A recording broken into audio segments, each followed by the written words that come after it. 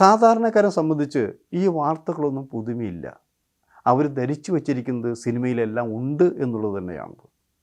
ഇപ്പം എൻ്റെ 44 ഇതിൻ്റെ ജീവിതമുണ്ട് സിനിമയിൽ. അപ്പോൾ ആ സിനിമയിൽ അന്നൊക്കെ എന്ന് പറഞ്ഞാൽ ഇത് വലിയ കാര്യമല്ല.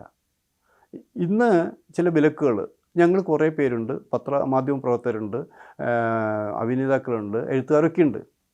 എനിക്ക് ലക്ഷ്യം വെച്ചാൽ എനിക്ക് പുതിയ ഫ്രഷ് വാർത്തകൾ തന്നെയാണ്. അതെ, ഞാൻ ആ വാർത്തകൾക്ക് വേണ്ടി ഗ്രൂപ്പ് ഉണ്ടാക്കാറുണ്ട് അവിടെ നിലയ്ക്കണം. ഇവിടെ ഈ പറഞ്ഞ ഇന്നത്തെ വലിയ വമ്പന്മാരൊക്കെ എനിക്ക് വാർത്ത തന്നിട്ടുള്ളതാണത്. ആ സത്യസന്ധമായ വാർത്ത തന്നെയാണത്. ആ വാർത്ത ഏറ്റവും പുതിയ വെച്ചാൽ ഇപ്പോൾ ഉദാഹരണം ദിലീപിൻ്റെ കേസ് തന്നെ വന്നില്ലേ. ആ ദിലീപിൻ്റെ കേസ് ഇത്രയും വന്നു, ഞാൻ നിങ്ങളുടെ ചാനലൊക്കെ വന്നിട്ടുള്ളതാണ്. ശരിക്കും എനിക്കെതിരാരും കേസ് കൊടുത്തിട്ടില്ലല്ലോ.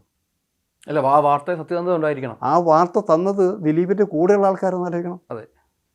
പക്ഷേ ഞാനൊരു പ്രോമിസ് ഉണ്ട്, എനിക്ക് ഒരാളുടെയും പേര് ഞാൻ ഇതേവരെ പറഞ്ഞിട്ടില്ല, പറയൂല്ല. അത് ഒരിക്കലും വരത്തില്ല. കാരണം എൻ്റെ ജീവൻ നിങ്ങൾക്ക് വേണ്ടി എടുത്തോ. പക്ഷെ എന്നെ വിശ്വസിച്ചു ഈ ആരോപണ വിധേയരായ ആളുകളുടെ ഇത്തരം സംഭവങ്ങളിൽ ഉൾപ്പെടുന്ന താരങ്ങളുടെ പേര് പറയാൻ മടിയില്ല. എനിക്ക് മടിയില്ല. പക്ഷെ എന്താ പറയുക, ഞാൻ സത്യമാണെങ്കിൽ എനിക്ക് പറയാൻ പറ്റുള്ളൂ. ഞാൻ വെറുതെ താങ്കളുടെ പേര് പറഞ്ഞിട്ട് കാര്യമില്ല. ഇപ്പം നടക്കുകയെന്ന് വെച്ചാൽ, ഇപ്പോൾ ഈ കമ്മീഷൻ വന്നത് എപ്പോഴാണ്? 6 വർഷം മുമ്പിട്ടുള്ളതാണ് ആലോചിക്കണം അല്ലേ. അതെ, 6 വർഷം മുമ്പ് ഇവിടെ സിനിമയുണ്ട്.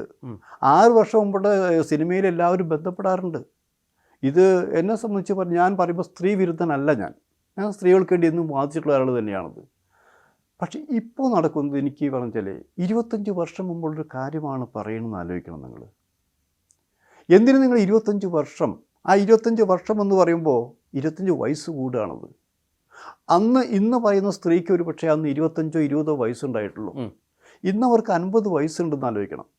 അവർ വിവാഹിതയോ വിവാഹമോചിതയോ എന്തോ ആയിക്കോട്ടെ, എന്തിനാ അവർ 25 വർഷം വെയിറ്റ് ചെയ്തു? ഇപ്പോൾ നിങ്ങൾ ആരോപിക്കുന്ന ആ നടനെ സംബന്ധിച്ച് അയാളൊന്നും ഒരു പക്ഷേ വിവാഹിതനാവണമെന്നില്ല. 2 കൂടും പറഞ്ഞിട്ടുണ്ടെങ്കിൽ അന്ന് അയാൾക്ക് എന്തെങ്കിലും സംഭവിക്കുമായിരുന്നു. ഇന്ന് അയാൾക്കൊരു കുടുംബമുണ്ടാവാം, ബന്ധങ്ങളുണ്ടാവാം, പുതിയ പോസ്റ്റിലിരിക്കുകയാണത്. ഇപ്പോൾ നിങ്ങൾ എന്തുകൊണ്ട് അങ്ങനെ പറയുന്നു? ഇനി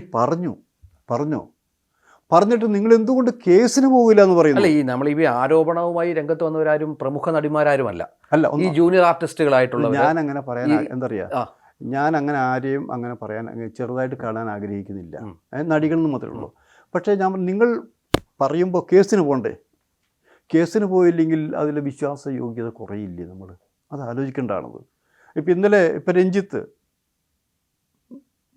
രാജിവെച്ചു, ഇഷ്ടമില്ലാതെ രാജിവെച്ചത്. സിദ്ദിഖ് രാജിവെക്കേണ്ടി വന്നു. ഇനി പലരും രാജിവെക്കും, ഉറപ്പാണ്. ഇനി രാജിവെക്കും പലരും. മോഹൻലാൽ അടക്കമുള്ളവർ രാജിവെക്കാൻ സാധ്യതയുണ്ട്, ഒക്കെ ഉണ്ടാകുന്നത്.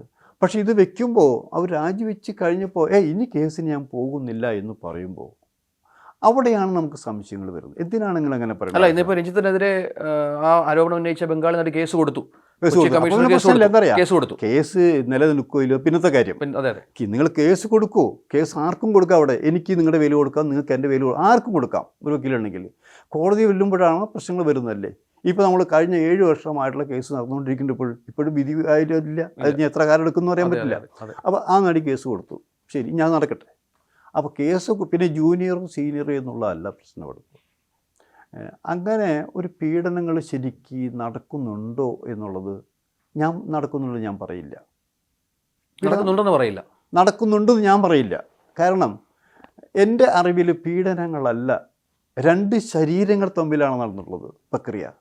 ഈ 2 ശരീരങ്ങൾ നടക്കുന്ന പ്രക്രിയ 2 പേര് എൻജോയ് ചെയ്യുന്നില്ലേ? 2 പേര് എൻജോയ് ചെയ്യാത്തൊരു കാര്യമാണ് എങ്കിൽ അതൊരു പീഡനം തന്നെയാണ്.